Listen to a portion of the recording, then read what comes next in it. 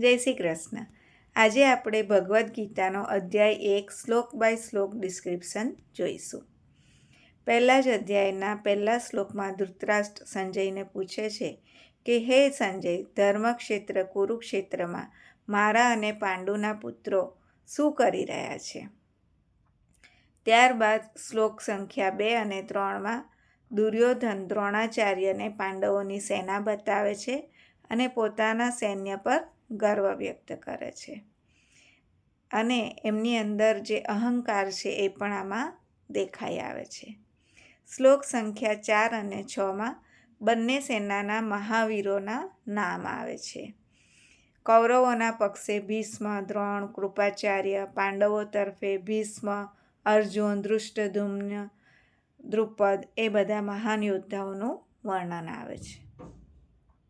શ્લોક સંખ્યા 7થી 11માં દુર્યોધનની અસુરક્ષા દેખાઈ આવે છે.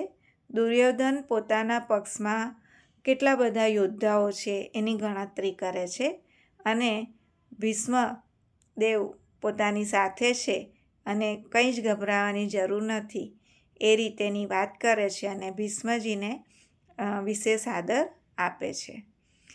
એક તરફે એ પોતાની સેનાને જોઈને અહંકાર બતાવી રહ્યા છે, પણ એની અંદર ભય છુપાયેલો છે. શ્લોક 12થી 13માં શંખનાદ છે, જેમાં ભીષ્મ પિતામહ, કૌરવો, પાંડવો તરફથી શંખ, નગારા અને દુદુંબી વાગે છે.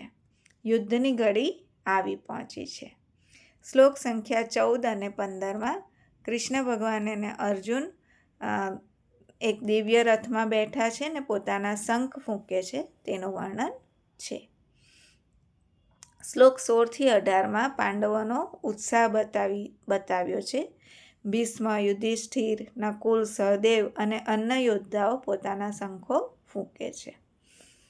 ધર્મની સ્થાપના માટે આ યુદ્ધ થવા જઈ રહ્યું છે અને પાંડવોની અંદર વિશેષ ઉત્સાહ દેખાઈ રહ્યો છે. શ્લોક 19માં ધૃતરાષ્ટ્રના પુત્રો ગભરાય છે, કેમ કે પાંડવો દ્વારા જે શંખનાદ કરવામાં આવે છે એ શંખનાદ સાંભળીને કૌરવોના હૃદય કાંપી ઉઠે છે. અધર્મ જ્યાં હોય છે ત્યાં અંદર ને અંદર એક ભય અને એક બીક હોય જ છે. શ્લોક 20માં અર્જુન ભગવાન શ્રી કૃષ્ણને વિનંતી કરે છે કે મારો રથ બંને સેનાની વચ્ચે લઈ જાઓ, જેથી હું યુદ્ધની ગોઠવણી, સૈન્યની ગોઠવણીને જોઈ શકું અને સામે ઊભેલા લોકોને જોઈ શકું.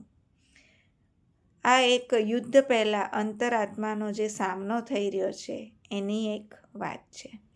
21થી 25 શ્લોકમાં કૃષ્ણ ભગવાન રથ આગળ વધારે છે અને ત્યારબાદ અર્જુન ભીષ્મ, દ્રોણ, કૃપાચાર્ય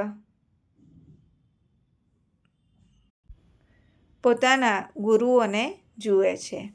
શ્લોક 26થી 28માં અર્જુનનું હૃદય તૂટી જાય છે. અર્જુન પોતાના સગા, ગુરુઓ અને સ્નેહીઓને જોઈને વ્યાકુળ થાય છે. એમના હાથમાંથી ગાંડીવ પડી જાય છે. એમના હૃદયમાં ખૂબ લાગણી ઉભરી આવે છે અને એમની નિર્ણય શક્તિ કમજોર થાય છે અને એમના શરીરે કંપન થાય છે, મોઢું સુકાઈ જાય છે, ચામડી સળગી રહી હોય તેવા બધા લક્ષણો ઉદ્ભવે છે. મનની અંદર જ્યારે યુદ્ધ શરૂ થાય ત્યારે તેની અસર શરીર પર પણ દેખાઈ આવે છે.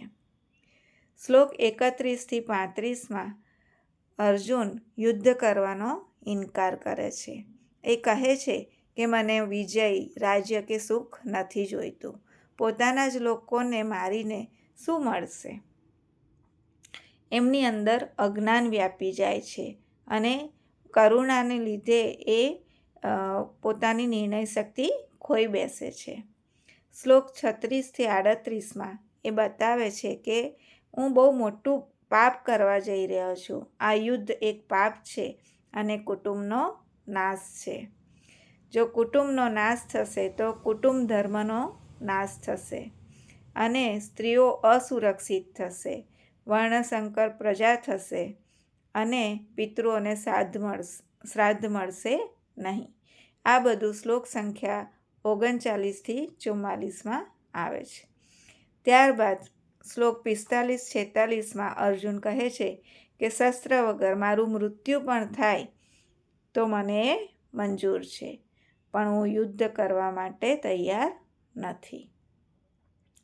અને શ્લોક 47માં અર્જુન શોકગ્રસ્ત થઈને રથમાં બેસી જાય છે. અને આ અધ્યાય અહીંયા પૂર્ણ થાય છે. જય શ્રી કૃષ્ણ.